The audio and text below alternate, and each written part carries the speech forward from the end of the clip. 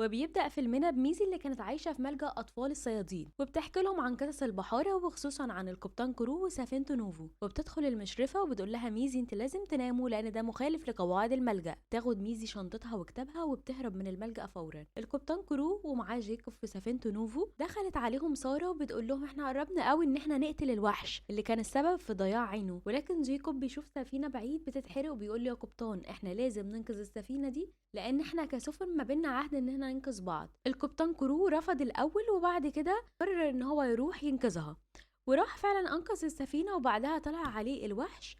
ولكن القبطان كرو ومعاه جيكوب وكل الطاقم قتلوا الوحش ده. والقبطان كرو نزل البحر بياخد جزء من قرن الوحش عشان يثبت للعائلة الملكية ان قد ايه قتل وحش كبير ويقدر يكسب ثقتهم علشان كمان يقضي على الوحش الكبير الاحمر. وبعد ما قطع القرن ده للاسف رجله كانت مربوطة في رجل الوحش ونزل تحت، واللي انقذه جيكوب والاستاف بتاعه. بعد ما طلعوا السفينة اتكلم القبطان كرو مع جيكوب وقال له على فكرة هو قرارك في الاول ما كانش صح بس طلع صح في النهاية، وطلع له كتاب وقال له دي اعمال جدي واعمال ابويا واعمالي وهتكون اعمالك من بعدي لان انا اعتبرتك زي ابني. ووعدوا جيكوب ان هو هيكون قد الثقه دي. ورجعوا بالسفينه للمدينه وهناك بدا ان هم يحتفلوا بالاصطياد بتاعهم وقد ايه اصطادوا وحش كبير. وفي وسط الاحتفال طلعت عليه بنت صغيره اللي هي ميزي، قالت له هاي جيكوب انا ميزي، انا عارفه ان انت جيكوب وقد ايه ان انت مقاتل ضخم وقتلت 4 وحوش كمان في يومين وعارفه عنه حاجات كتير جدا، وانا كمان هربت من الملجأ علشان بقى واحده من فريقك. فراح جيكوب قال لها لا طبعا واخدها وركبها عربيه توصلها للملجأ. القبطان كرو اتكلم مع العائله الملكيه طبعا شد معاهم بسبب ان الوحش كان قريب منه، ورغم كده اختار ان هو ينقذ سفينه تانية وانهم ما بيدوش مكافآت للوعود ولكن بيدوا لقتل الوحوش. وابتدوا يتخانقوا مع بعض لحد ما جيكوب وقفهم والجنرال وراه قد ايه عندهم سفينه مجهزه ان هم يقتلوا كل الوحوش ولكنهم صابرين. ولكن جيكوب وقف الخناق ده وقال لهم المره دي لو احنا ما حصلناش على الوحش الاحمر دمروا السفينه وقبضوا علينا كمان. وطلعوا السفينه يبداوا رحلتهم القبطان كرو وجيكوب وساره وكلهم وبيشربوا على السفينه. وابتدوا العمال ينزلوا البراميل وفي وسط ما هم بينزلوا لقيوا في برميل ميزي فطلعت لهم.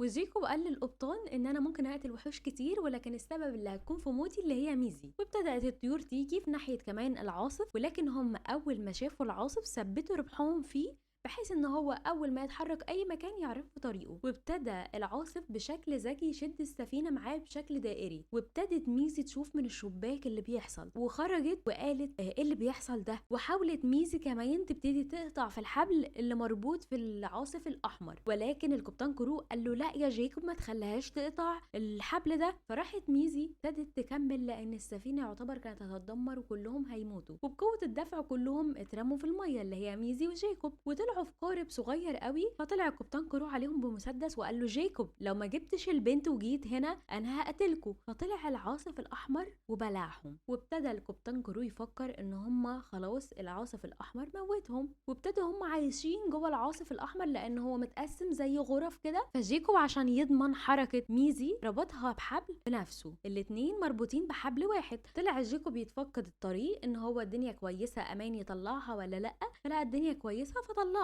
فطلعت ميزي وقعدوا في فتحة العاصف الأحمر. وفي وسط ما هما بيتكلموا كان عايز جيكوب يطلع يقتل العاصف من بره. فميزي قالت له ليه تقتله من بره ما تقتله من جوه. وابتدى وهما بيتكلموا الرمح يجرح العاصف والعاصف طردهم على البر. ولكن برضو جيكوب حاول يقتل الوحش ولكن ميزي قطعت الحبل للمرة التانية. ميزي متخصصة في قطع الحبال. واختفى العاصف وقالت له على فكرة العاصف ده بينقذنا من الوحوش البحرية وهو أصلا ده مكانه المية احنا ليه نهدده. قال لها ميزي ما تنسيش ان ده اللي قتل اهلك واحنا ابطال عشان نقتلهم. قالت له على فكره انت ممكن تكون بطل كبير جدا ولكن مخطئ، العاصف على فكره حاول ينقذنا من القبطان كرو. قال لها ميزي احنا لازم ننام بدل ما نجيب الوحوش تانية علينا. فصحيت ميزي تاني يوم لقيت وحش ازرق فاتصاحبت عليه واخدته ابتدت تمشى فيه من المكان الجديد بتاعهم. وابتدى جيكوب يروح ينقذ ميزي من وسط البيت ولكن ميزي عصبت جيكوب لدرجه ان هو داس على كل البيض اللي موجود وكل الحيوانات خرجت من البيت بتاعها. طلعت كمان مامتهم المهم جريت وراهم لحد ما خدت اخر طفل من على ظهر جيكوب، وابتدوا ماشيين في السفينه وطلعت عليهم استاكوزا كبيره حاولت تقتلهم، ولكن علشان اللي ينقذهم من الموقف ده مين؟ غير عاصف الاحمر. وابتدى العاصف الاحمر ينقذهم بان هو يقتل الاستاكوزا، وبمساعده ميزي كانت ماسكه عين الاستاكوزا تلوها، والقارب اتكسر وابتدوا ان هم هيغرقوا في وسط الميه، فطلع العاصف وشالهم على ظهره وابتدى يمشي بيهم في الاتجاه اللي هم عايزينه، بس بطريقه ميزي مش بطريقه جيكوب. جيكوب معرفش ان هو يوجه العاصف الاحمر، ولكن ميزي نجحت في ده. واول ما طلعوا على ظهر العاصف الاحمر ابتدت ميزي تشيل من على جسمه الاسهم اللي هم كانوا بيضربوها فيه، وطبعا القبطان كرو هيموت وان هو يقتل العاصف الاحمر ده، فقرر ان هو يروح للساحره الشريره. ولكن الساحره قالت له بص هديك حاجه من الاخر فعلا، وده سهم هيجيب من الاخر اسمه سهم القدر، هيخترق جلده السميك، ولكن قدام ده كله هاخد كل حاجه عندك. القبطان كرو وافق وقال لها مفيش مشكله، على الله هاتي السهم، واخد السهم ومشي بيه. وابتدى العاصف يساعد ميزي وجيكوب في انهم يصطادوا السمك كمان علشان ياكلوا.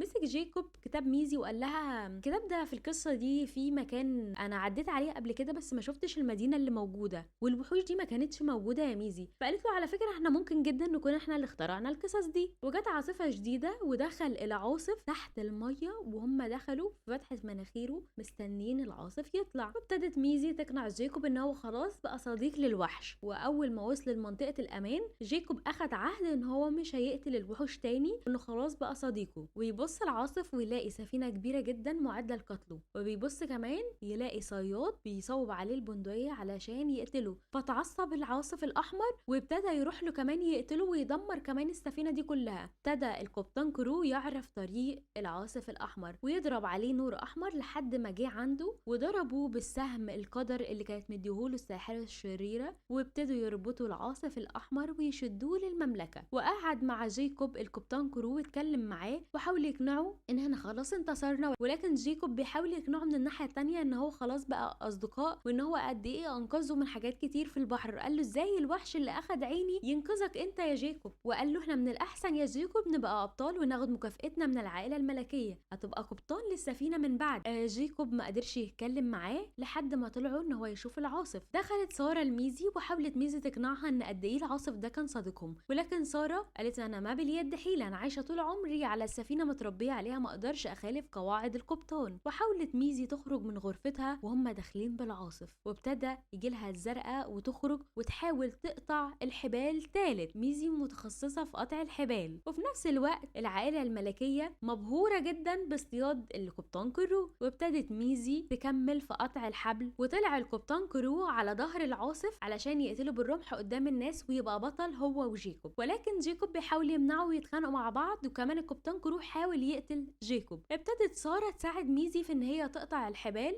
اللي هي مربوطه حوالين العاصف، وقام العاصف ويدمر في المملكه لان هو مش دريان بيعمل ايه غير ان العاصف حاول يقتل القبطان كرو لانه كان ماسك سيف وهيقتله. لكن ميزي وقفت قدام العاصف وقالت له لا كده مش هنخلص، وقالت لكل الناس ان قتل الوحوش دي قصه وهميه احنا اخترعناها، المماليك حطوها علشان احنا قد ايه نخاف من الوحوش ونبتدي قاعدين في بيوتنا وكمان نقتلهم، ولكن اهالينا هم اللي دفعوا الثمن بدمهم. والناس ابتدت تطلق سراح الوحش وتقول اطلقوا سراح الوحش واسمعوا كلام البنت الصغيره اللي هي ميزي. حتى الجنرال المسؤول عن الضرب رفض ان هو يضرب جيكوب وميزي، وبدأ العالم يتغير مفهومه عن الوحوش، وانتصرت ميزي وجيكوب على العائله الملكيه.